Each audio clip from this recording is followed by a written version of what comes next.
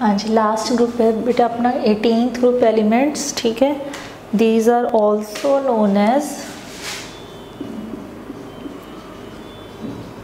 Nobel gases और inert gases, ठीक है। हुण अपना जो 18th ग्रुप है उसके एलिमेंट्स किहड़े-किहड़े ने?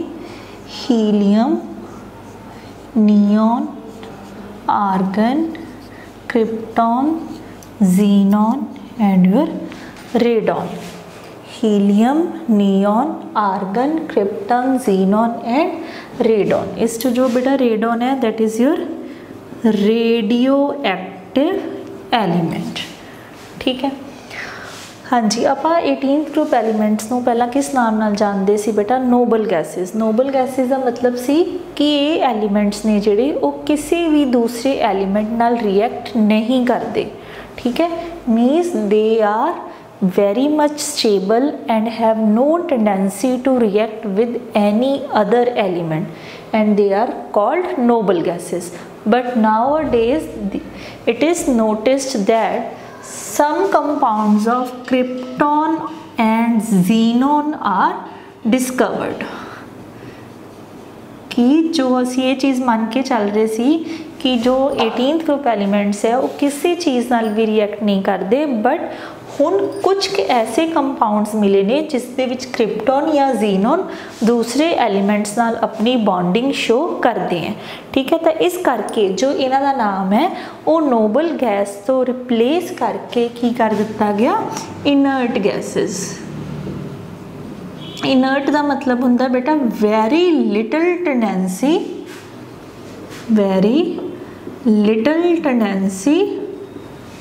टू रिएक्ट, ठीक है। जिन्हां दी बहुत घट टेंडेंसी है किसी चीज़ नाल रिएक्ट करन दी, उन्हां नूं असीं की कह दिंदे आ? Inert in behaviour.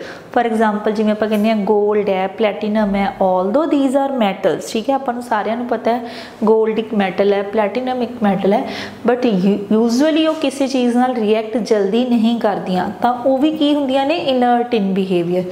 Similarly noble gases are also inert in behaviour, so nowadays they are known as inert gases instead of noble gases, ठीक है। उस तो बाद ये जो गैसेस ने helium, neon, argon, krypton, xenon, ठीक है, except radon which is radioactive, these are mainly, ठीक है। वैसे तो हीलियम भी है जो वो बहुत घट अमाउंट के विच, मेनली जिहड़ियां आ वालियां गैसेस ने neon, argon, krypton and xenon। Neon, argon, krypton and xenon, these are found in air, ठीक है। ये अपनी एयर दे विच मिलती हैं। तुहानूं सब नूं पता है कि जो एयर है that is a mixture of gases, उहदे विच 78% की हुंदी है नाइट्रोजन, 28% की हुंदी है ऑक्सीजन एंड 1% की हुंदियां ने बेटा नोबल गैसेस, ठीक है। तो ये जिहड़ियां 4 नोबल गैसेस ने ये मिल के की बनांदियां ने 1% ऑफ द एयर, और ये सब तो ज़्यादा किहड़ी नोबल गैस मिलती है? आर्गन, ठीक है। So these are mainly found in the air. Next अगर आप इन्हां नूं आइसोलेट भी करना होवे, मीनस इन्हां नूं असीं अलग अलग करना है, तां भी आप इन्हां नूं एयर तो ही अलग करते हैं, ठीक है। They are usually isolated from air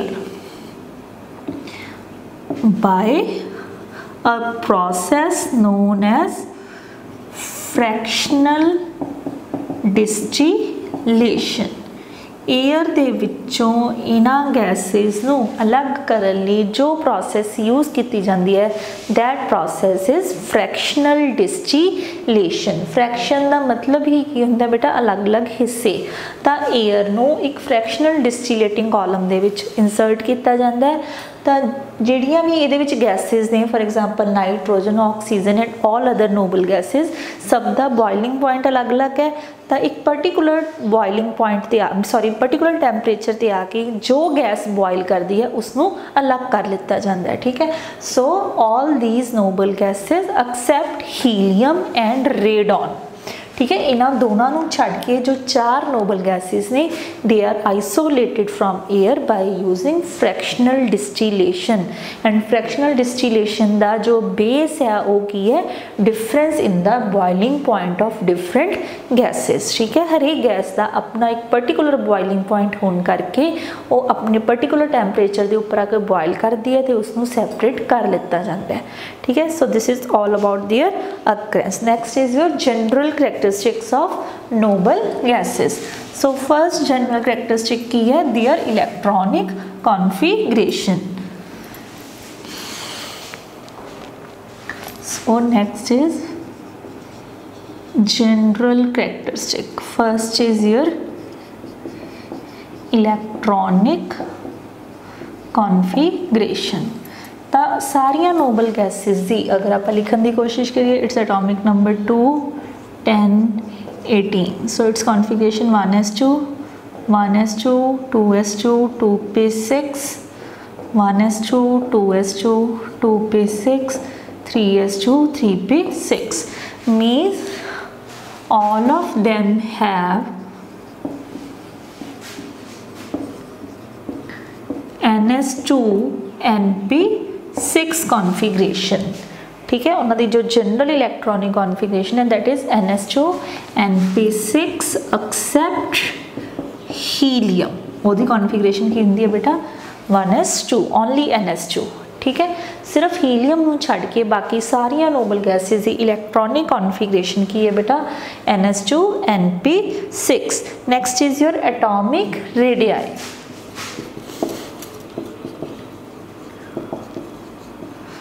atomic radii बेटा इन्हां दे विच किहड़ी रेडियस आपां नोट करदे हां, वॉन डर वाल रेडियस। ठीक है, तो इन्हां दे विच जो एटॉमिक रेडियस है अगर असी अलॉन्ग अ पीरियड देखिए तो यह लास्ट ग्रुप च ने means as we move from left to right we know atomic radius goes on decreasing. ठीक है, so noble gases have minimum radii among their periods. अगर असी एक पीरियड की गल करते हैं तो एटॉमिक रेडियस नोबल गैसेस की सब तो अलग होएगी। हीलियम की फर्स्ट पीरियड सब तो छोटी है, नियॉन की सैकेंड पीरियड, आर्गन की third period. But as we move down the group, ठीक है, the atomic radius goes on increasing because of the addition of electron in the next shell. ये चीज़ आप बहुत बारी रिपीट कर ली कि जदों आप ग्रुप के top to down top to bottom move करते हैं तो हरेक इलैक्ट्रॉन नवी शैल दे विच 1s है, इतने सैकेंड च गया बेटा, इतने थर्ड च गया, क्रिप्टॉन फोर्थ जाएगा, जीनॉन दे विच फिफ्थ च जाएगा।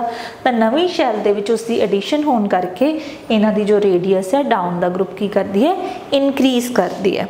Next is your ionisation enthalpies. हुण आयोनाइजेशन एंथैल्पी की गल करिए तो all of them means all of noble gases have very large value of ionization energy।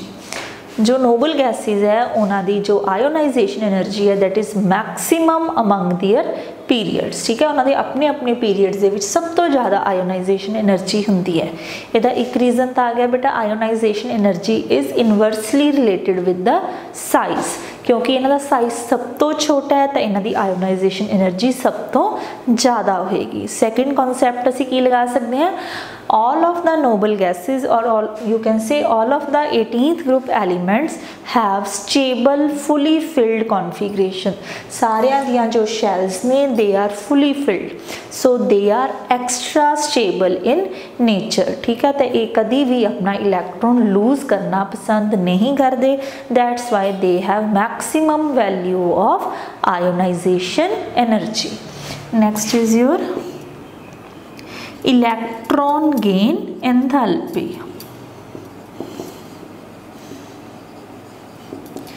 हाँ जी, इलेक्ट्रॉन गेन एंथैल्पी भी की होंगी है, the amount of energy release when an electron is added to an isolated gaseous atom.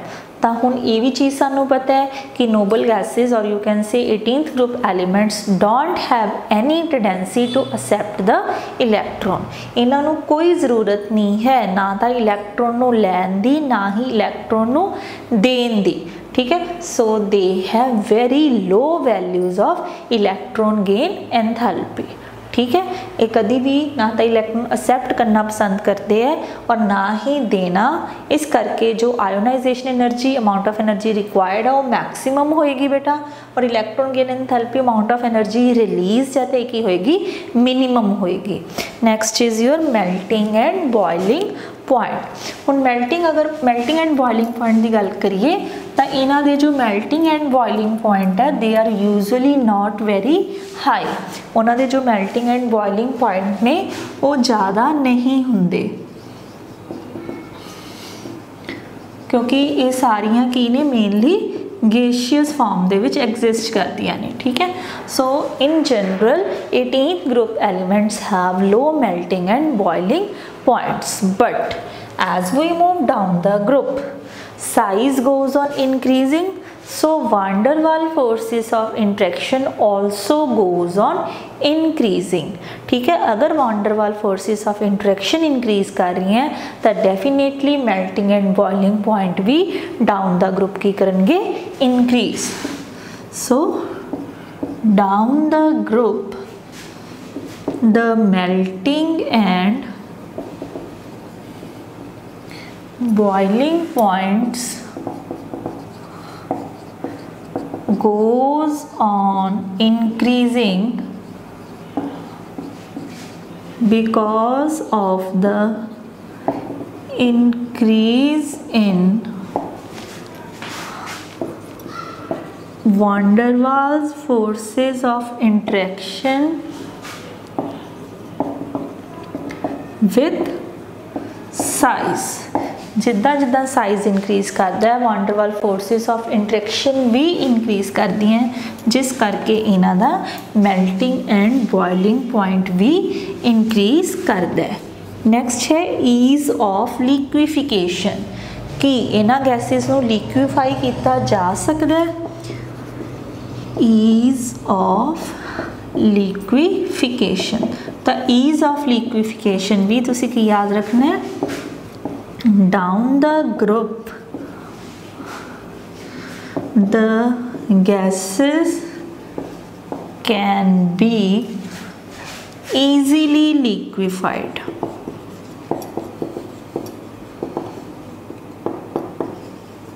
ठीक है, जिदा जिदा असी डाउन द ग्रुप मूव करते हैं उन्हों की ईज ऑफ लिक्विफिकेशन भी वधदी है because of increase in their boiling points. ठीक है, लास्ट प्रॉपर्टी इन्हां दी जनरल प्रॉपर्टी है सॉल्युबिलिटी। सॉल्युबिलिटी दे विच असीं की याद रखना है, इन जनरल नोबल गैसेस और you can see 18th group elements are very much sparingly soluble in water. Sparingly का मतलब होंदा है जल्दी जल्दी डिजॉल्व नहीं होंदे।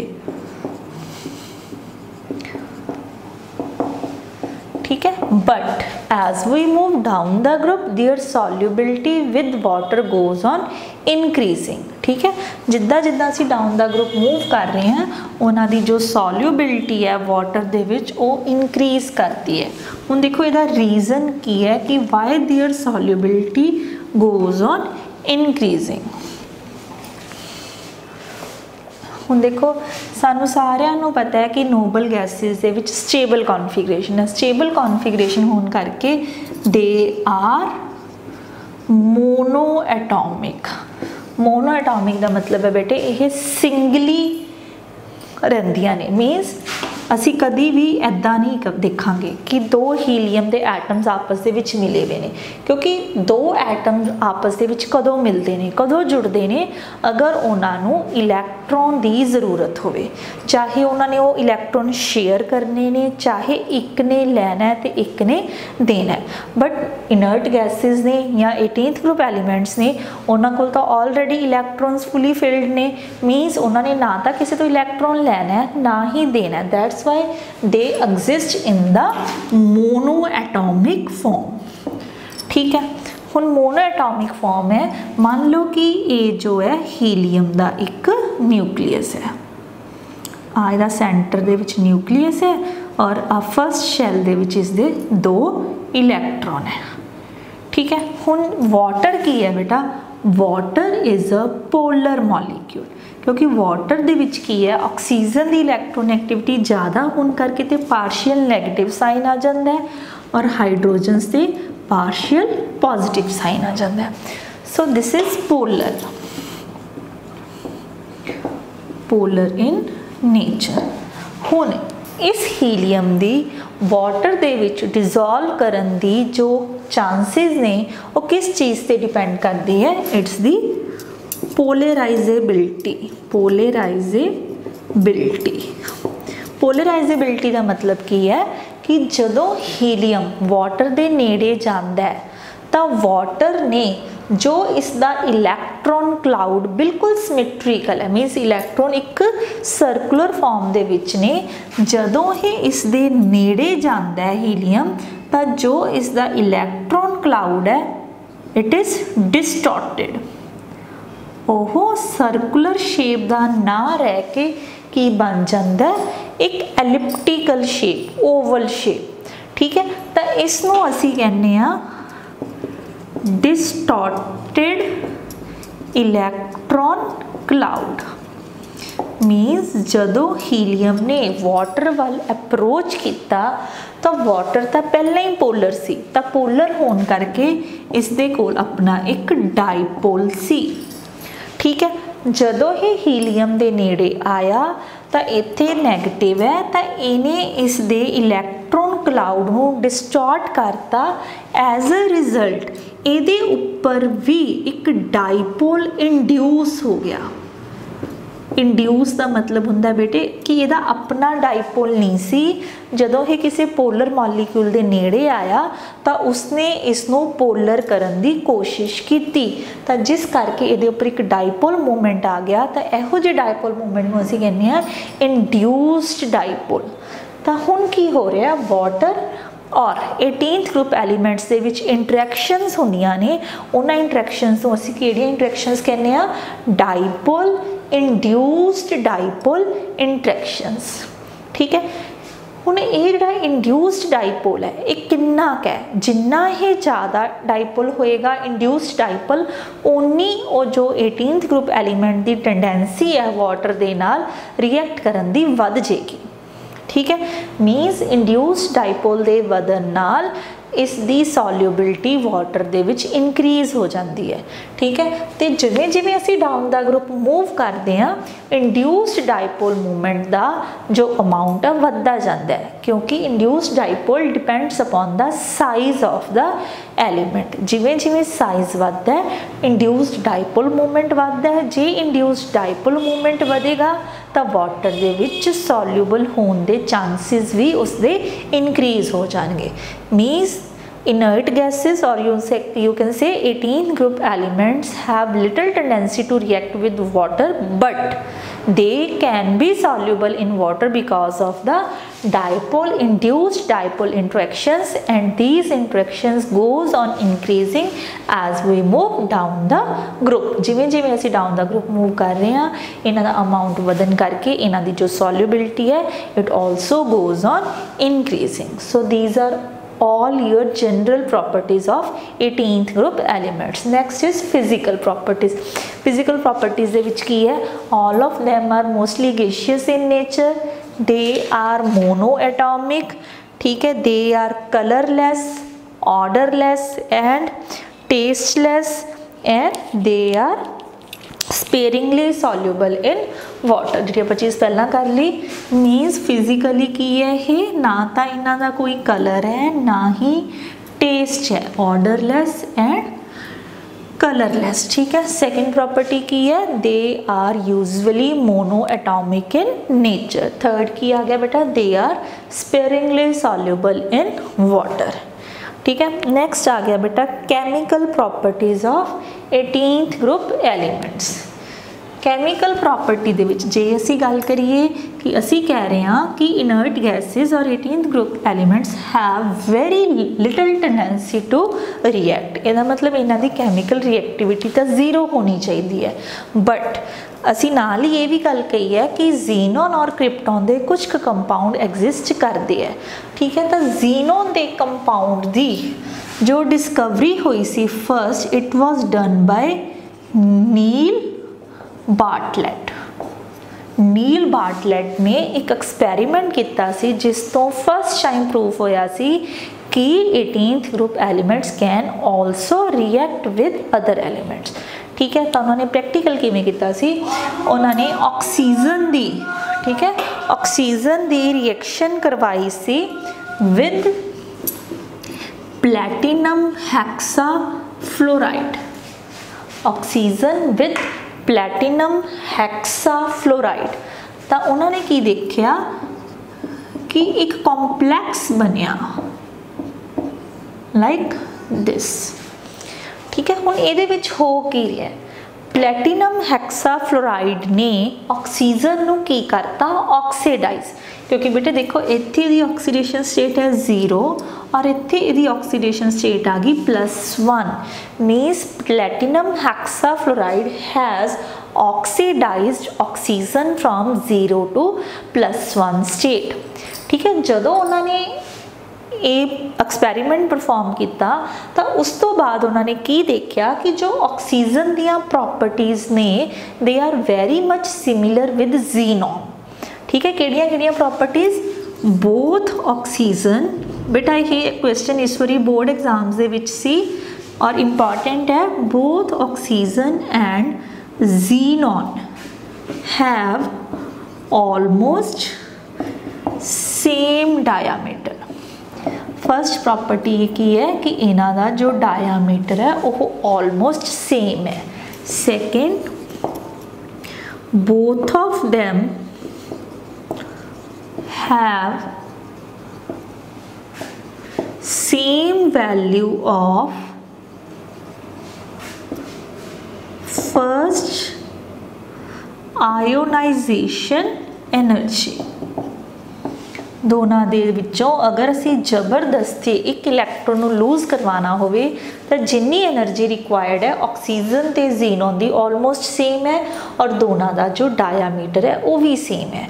तो नील बार्टलेट ने की सोचा कि अगर इन्हां दोनों दी प्रॉपर्टी सिमिलर ने और ऑक्सीजन इस नाल रिएक्ट कर रहा है तो उसने नैक्सट प्रैक्टिकल दे विच की ट्राई किया, उसने ऑक्सीजन की जगह जीनोन नो रिएक्ट करवाया विद प्लैटिनम हेक्सा फ्लोराइड, ठीक है।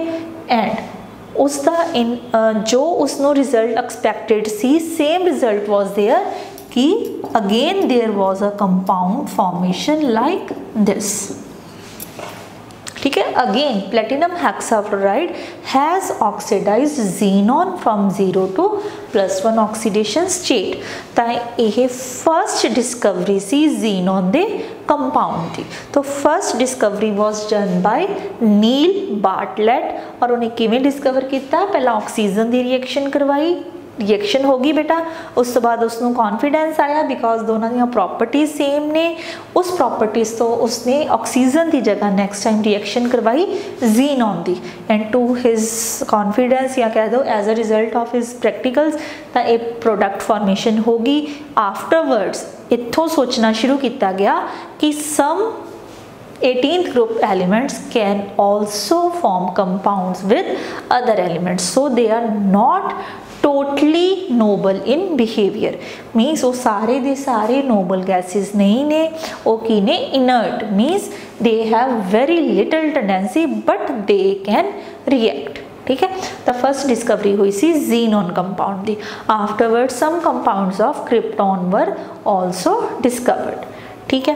ये सी तुहाडा बेटा मेन टॉपिक। उस तो बाद जो तुहाडा लास्ट टॉपिक है 18th ग्रुप का, that is the structure of some xenon compounds.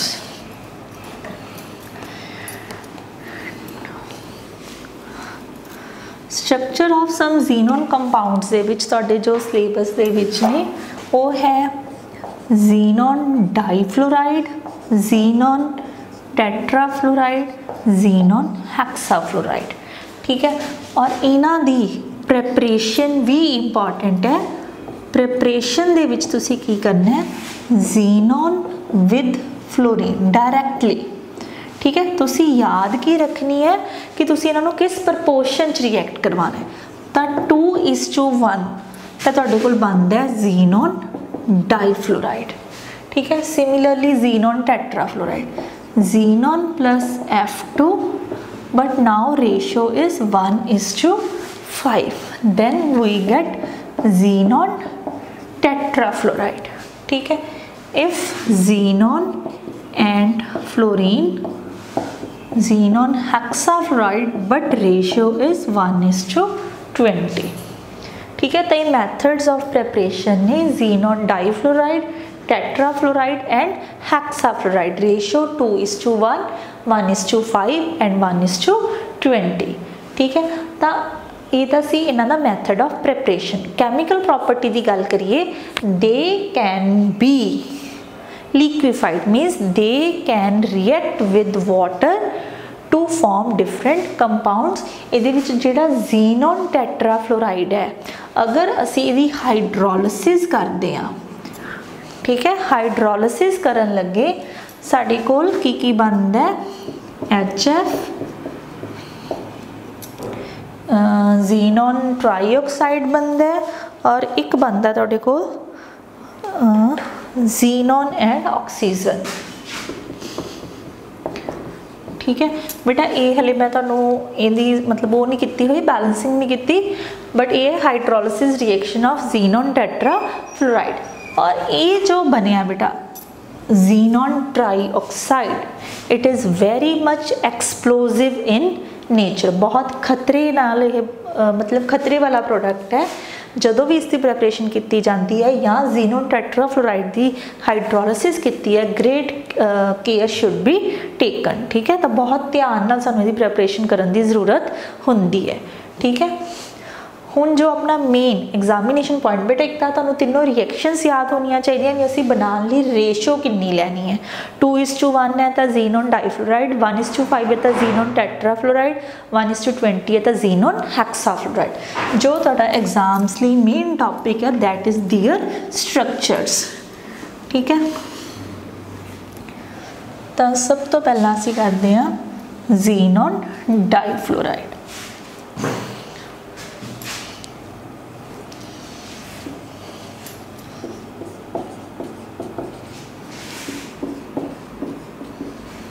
ठीक है, तो xenon दी वेलेंस शेल कॉन्फिगरेशन है 5s2 5p6, तो सारिਆਂ ਦੇ ਵਿੱਚ ही सेम रहेगी।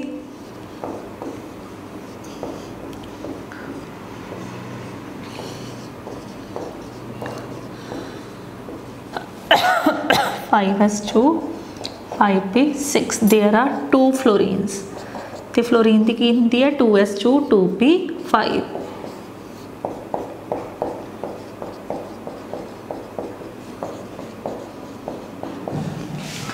ठीक है, तो हुण we require 2 unpaired electrons, so 1 electron will excite over here. ठीक है, तो स्टेट ऑफ हाइब्रिडाइजेशन केड़ी हो जाएगी बेटा, sp3d विद 3 लोन पेयर्स। तो की बनेगा 3 lone pairs like this. So it has linear geometry। Clear. हुण अगर असी गल करिए xenon tetrafluoride the,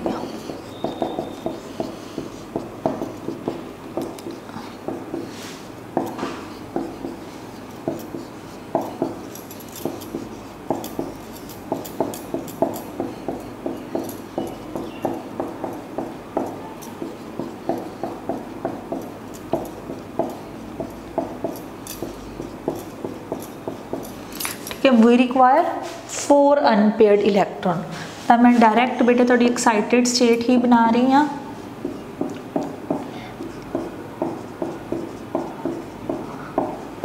now there are 4 unpaired electron and state of hybridisation will be sp3d2 containing 4 bond pairs and 2 lone pairs.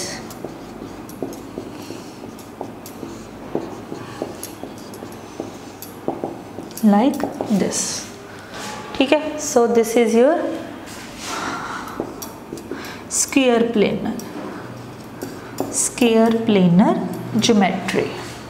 Clear बेटा? Next is the XeF6 के case दे विच S electron भी कर जाएगा. Now here will be sp3d3 with sorry बेटा ये नहीं करेगा, this electron will excite. ठीक है, ए वाला चल जाएगा इत्थे. तो 6 तो बननगे बेटे तुहाडे कोल बॉन्ड पेयर्स ते एक की बन जाएगा लोन पेयर. तो इस केस दे विच किवें होएगी,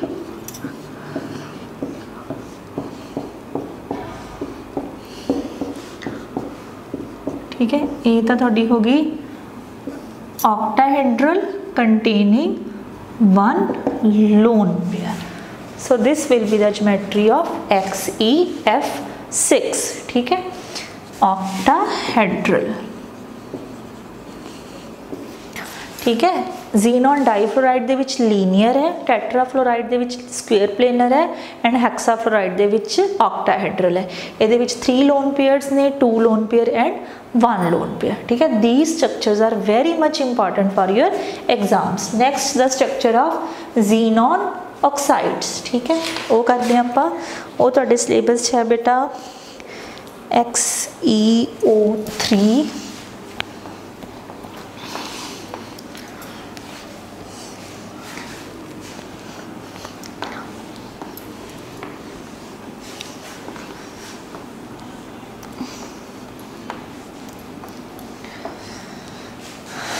फर्स्ट है तुहाडे syllabus XeO3 again Xe 5s2 5p6.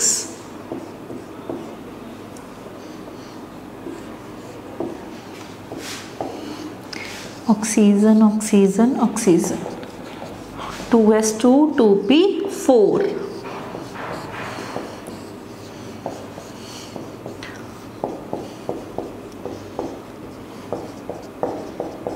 To S two 2p4 5s2 5p6 5s 5p 5d 2s 2p 2s 2p 2s and 2p. ठीक है, हुण असी अगर देखिए तो हर एक ऑक्सीजन नू 2 इलैक्ट्रॉन्स चाहिए ने फॉर बॉन्डिंग. बट तुसी एक चीज़ याद रखनी बेटा, तुहानू चाहिए तो 6 अनपेयर्ड इलैक्ट्रॉन ने. तो 6 अनपेयर्ड एक वाला एक साइड हो गया 2 4 एंड 6. ठीक है, तो असी 6 अनपेयर्ड इलैक्ट्रॉन कर ले. बट तुसी याद की रखना है कि हर एक ऑक्सीजन पहला एक एक केड़ी बॉन्ड बनाएगा, सिग्मा. हर एक ऑक्सीजन का एक एक इलैक्ट्रॉन पहला की बनाएगा सिग्मा और दूसरी बॉन्ड की बनेगी बेटा पाई. Like this. हर एक ऑक्सीजन ने 2 बॉन्ड्स बनानिया ने. बट तुसी याद करो कि अगर असी आ चीज़ भी लिखते हैं तो एक बॉन्ड होंदी है सिग्मा तो दूसरी होंदी है पाई. ठीक है, और पाई बॉन्ड है जी कभी भी हाइब्रिडाइजेशन पार्टिसिपेट नहीं करती. तो यदा मतलब जोड़े आ 3 इलैक्ट्रॉन्स ने यह हाइब्रिडाइजेशन पार्टिसिपेट नहीं करेंगे. तो स्टेट ऑफ हाइब्रिडाइजेशन केड़ी हो जाएगी बेटा sp3 विथ 1 लोन पेयर. तो की शेप आ जाएगी जीनॉन ऑक्सीजन ऑक्सीजन ऑक्सीजन, एक एक सिग्मा बॉन्ड तो एक एक double bond with 1 lone pair. So this will be the shape of xenon try oxide. Clear. अगर आज बेटे अपने को जीनॉन टेट्रा ऑक्साइड. ठीक है, तो again xenon oxygen oxygen oxygen and oxygen.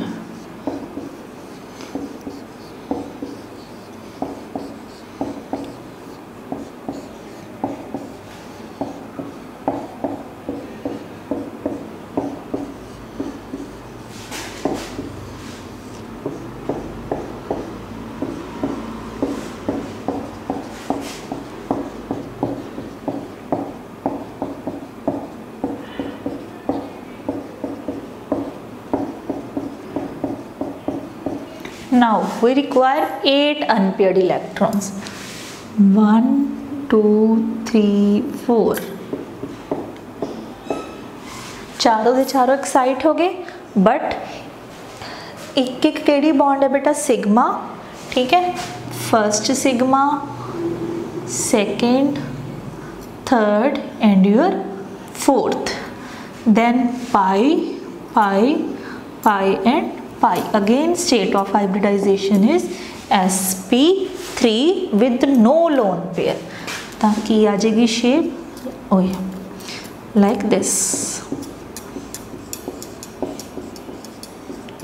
so this will be the shape of xenon tetraoxide ठीक है हुन एक तुसी लिख करनी है XeOF2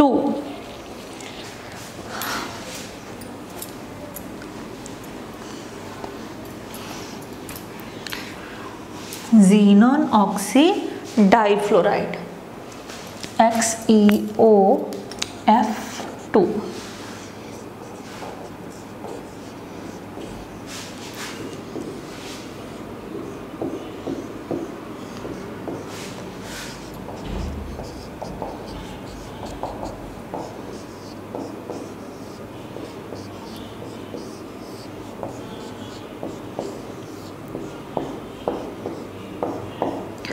2s2 2p4 2s2 2p5 and it is 5s2 5p6 ठीक है बेटे हुन ऑक्सीजन कोल 2 अनपेयर्ड इन्हां दोनों कोल 2 तक टोटल किन्ने हो गए 4 बट उन्हां 4 दे विचों 3 ने सिग्मा बॉन्ड्स और एक है पाई बॉन्ड आ 4 हो गए बेटा अनपेयर्ड 1 2 3 4 तब 3 सिग्मा बॉन्ड्स ने 1 2 एंड 3 आ 3 सिग्मा बॉन्ड्स ने और आ जी बचेगी दैट विल बी पाई तो ये पार्टिसिपेट करेंगे sp3d ठीक है तो ज्योमेट्री की बन जाएगी थोड़े को बन गए 4 बॉन्ड पेयर्स और या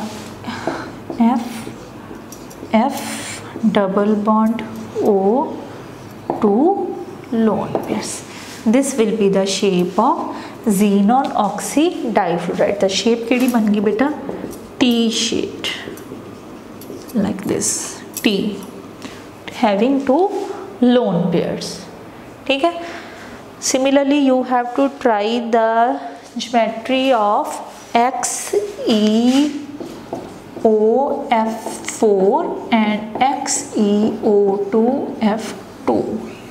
ये तुसी बेटा आप ड्रॉ करनी है ठीक है xenon oxy tetrafluoride and xenon dioxy difluoride ठीक है अगर तुहानू इन्हां दियां ज्योमेट्रीज ड्रॉ करन दे विच कोई भी प्रॉब्लम हुई तो तुसी मैनू पूछ सकते हो ठीक है ट्राई योरसेल्फ सिर्फ ध्यान की रखना है ऑक्सीजन दी एक बॉन्ड सिग्मा होनी चाहिए एक पाई और पाई बॉन्ड हाइब्रिडाइजेशन दे विच पार्टिसिपेट नहीं करेगी ठीक है but if there is any problem then you can ask me any time ठीक है with this your chapter is completed P block elements are finished ठीक है और बेटा बोर्ड एग्जाम से विच तुहानू पी ब्लॉक एलिमेंट्स के विचों 9 मार्क्स का पेपर आना है ठीक है सो इसनू ध्यान नाल करना है अगर कोई भी प्रॉब्लम है तो तुसी मैनू जदों मर्जी पूछ लो ठीक है बेटा ओके थैंक यू